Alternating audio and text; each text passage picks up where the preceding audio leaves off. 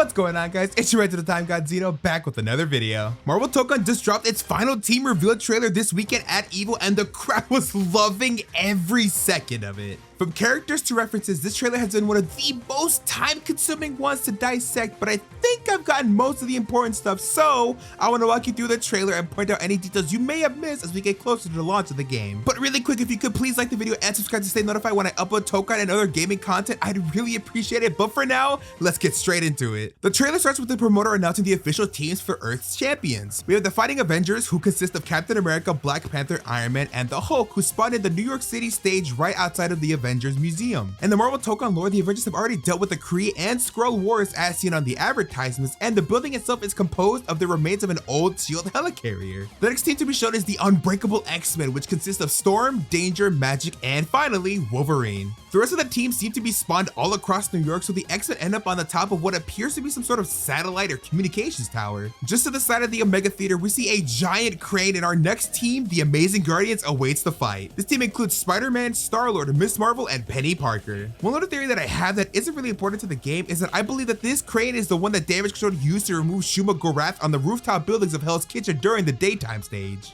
Next, in a dark and scary alley, we get the Knights of Doom. Led by Dr. Doom, this team has the villain members of Green Goblin, Carnage, and Magneto. We are then transitioned into the new team, and we start with the leader, Ghost Rider, who's voiced by Juan Carlos Abogal. A super quick glance at his gameplay flashes before we hear Ghost Rider ask for some assistance from a vampire before a man in a trench coat jumps into the scene and slices through Carnage. And everyone's favorite Daywalker and vampire hunter, Blade, finally makes it into a fighting game after all of these years.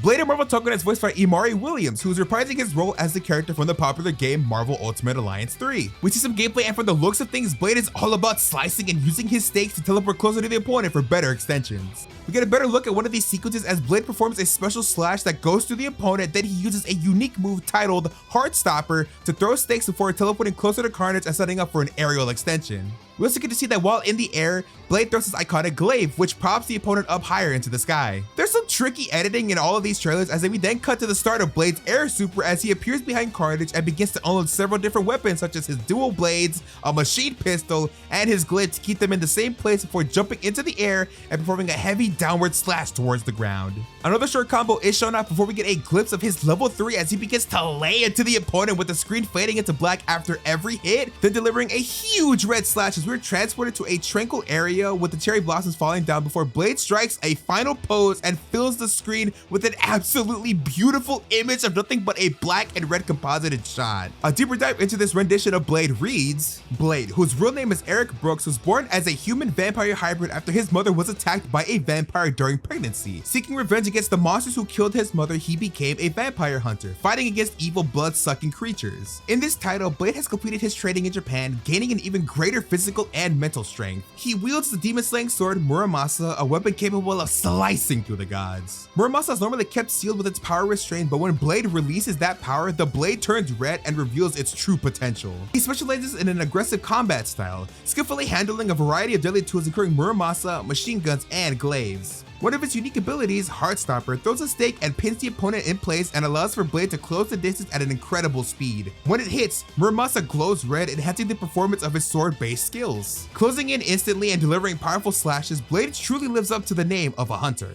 We then move on through the trailer as we see Captain America acting very unlike himself, smirking and standing sort of cocky-like. The title card drops and names himself the Soldier, voiced by the term Boy Scout, with some fun visual gags like a man frozen in an ice block as well as a clock that's been frozen over, both symbolizing how Cap is a man out of his own time. Another visual gag is that Captain America's logo has Loki's iconic crown surrounding it. Cap begins to move before we are properly revealed the God of Mischief himself, Loki, voiced by Jason Spisak.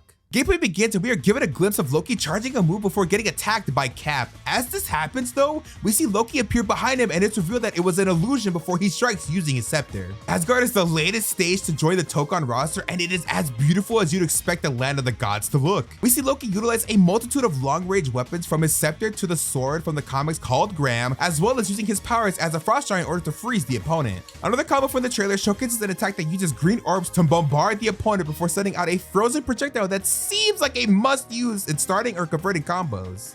Some shots also show that this scepter can be used as a frozen axe, and it could be that if this axe and the frozen projectile make contact, it'll cause a longer, more prominent frozen state like you see the Hulk take. Loki then takes up another weapon, which I'm assuming is meant to be the interpretation of the Leviathan, to slam down to the ground as he completes a couple of more slashes before entering into his cinematic super using that same sword. Before moving on to the next part of the trailer, I want to go ahead and talk about the new stage we're on and break down some details. PlayStation gave us a more in-depth description, and it reads, Asgard is known in the Marvel Universe as the realm of the gods, said to sit at the pinnacle of the 9 realms. It is a land that combines advanced magic with science and technology, ruled by King Odin and home to Thor, Odinson, and Loki.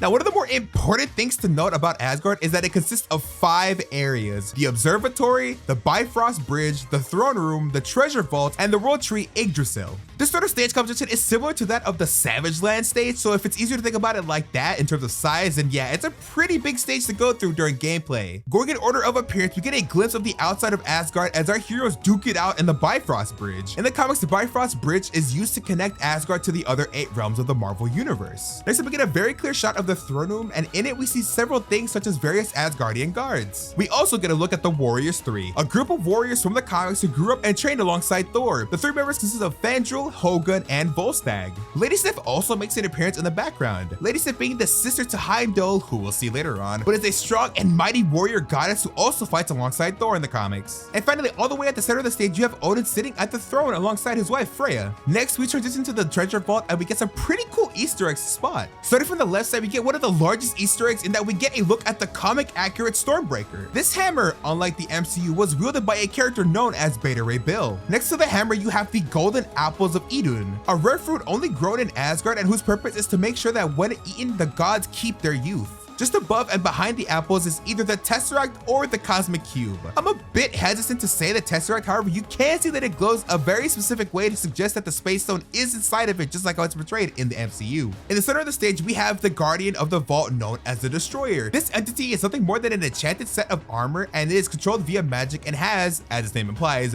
very destructive power. In the comics, the Warlock's Eye was locked away in Asgardia, but after a series of events, aka Asgardia blowing up, the eye was lost before being retrieved by Thor and brought back to Asgard for safekeeping. The eye would later fall into the hands of the mad titan Thanos before being destroyed by Lady Sif using her sword. The Warlock's Eye is a super strong mind controlling artifact, and it also had a resistance, if not an outright immunity, to telepathy users. Moving along, we get a glimpse of the Lifeline tablet. This tablet wouldn't provide immortality, but instead would give the user temporary powers, while its main focus was rejuvenation and had incredible healing properties. Finally, the last of these items seems to be Tokon's take on the Serpent Crown. The Serpent Crown was used as a vessel to hold the powers of the elder god known as Set. The crown, when worn, has the power to corrupt its user, so it's no wonder that Odin has this locked away very deep in his vault. Traveling to the next area, we have the Observatory. We see 2 characters on the stage, those being Heimdall and Valkyrie. We can see the portal that is used to connect Asgard to the Bifrost Bridge itself, as well as some of Asgard in the actual background. Finally, for the last section shown in the trailer, we get a glimpse of the World Tree, also known as Yggdrasil. This tree is representative of all 9 realms of the Marvel Universe, as its roots essentially connect them all together, and is meant to represent the support and life force that all the realms use.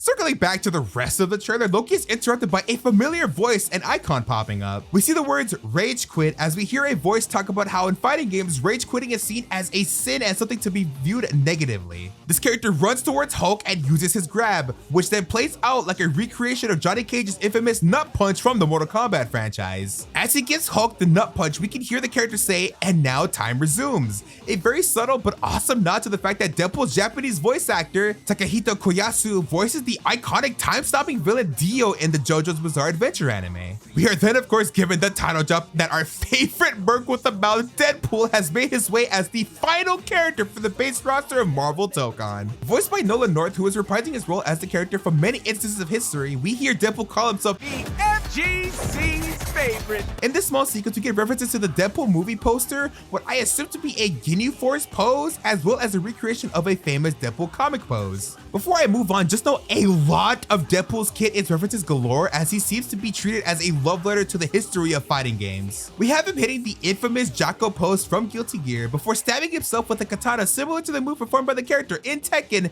named Yoshimitsu. He then performs a rising spiral slash before slicing towards the ground. We then get get a sequence of Deadpool using a rope to pull the opponent closer towards him before delivering an uppercut, a cutaway Wade yelling "Toasty" and throwing a grenade held by Zombie Pool on the ground before hitting this peculiar pose. Fans of the Mortal Kombat franchise will recognize this entire sequence of the trailer as an homage to the series, as the rope and uppercut are references to Scorpion's iconic "Get over here!" The Toasty being a callback to the old MK when a character will land an uppercut, and the pose he hits after the explosion being another reference to Scorpion, as it's a callback to the same pose he hits after performing a fatality using that flaming skull. Moving on, we see Deadpool begin to deflect oncoming projectiles in a reference to several times he's done it in the comics, but most famously his two cinematic incarnations. He Naruto runs forward before starting a combo, and he uses this interesting looking upwards kick, which is actually a reference to a character in BlazBlue named Hazama, and a super called Snake Heaven Crumbling Wing. Talk about a mouthful, am I right? We then see Deadpool use a grenade, and the red DP logo appears, referencing the mechanic known as Roman canceling in Guilty Gear. He then places two rockets behind himself before hitting the iconic foot dive pose from everyone's favorite versus entry, Marvel vs. Capcom 3. The combo continues, and we get a reference to the famous Moon Knight meme of "Random Bullshit Go," and in this case, Wade is not kidding either, as the random BS that he is throwing is actually an obscure PlayStation character known as Polygon Man, the main boss in a really unfortunate game that was known as PlayStation All-Stars. Deadpool calls Loki as he lands, and to continue the combo, we see him steal another move from the Guilty Gear series, and this time it's Mei's Tozugeki attack, paired with his own plush Deadpool shark before we hard cut to a super. Deadpool hits a Volcanic Viper, a special that belongs to Soul Bad Guy, before the Deadpool core assembles. Lady Pool attacks using Jam's kick, Kid Pool takes a page out of Street Fighter and uses Lily's Condor Spire, and Dogpool rushes towards the opponent from below before they all get together and blast our little bullets. An explosion happens, and then the Deadpool core also proceed to blow themselves away before we get the official team fake out name of the Midnight Suns that transforms into the Samurai Outriders. We then get a beautiful sequence using all the team members before we get teases of their Tokon assemble. Blade releases the Masamura Blade's power, Deadpool unloads anything but the kitchen sink, Loki uses the power of Jotunheim, and Robbie unleashes the pendant stare onto Magic. The trailer then ends, but not before we get the announcement of one final open beta for both PlayStation and PC users. This beta takes place from the 24th to the 26th of July, and it'll be the first time everyone can play the game since the previous betas have all been closed. I'll make a separate video closer to the beta's launch, as some questions like will there be a training mode and how is matchmaking gonna work will all need to be answered in time. But for now, that's all the details I could find in the final team trailer for Marvel Tokon Fighting Souls. I'm really excited for any last minute story mode trailer, but either way, this has been Zeno, your residential time god, signing off.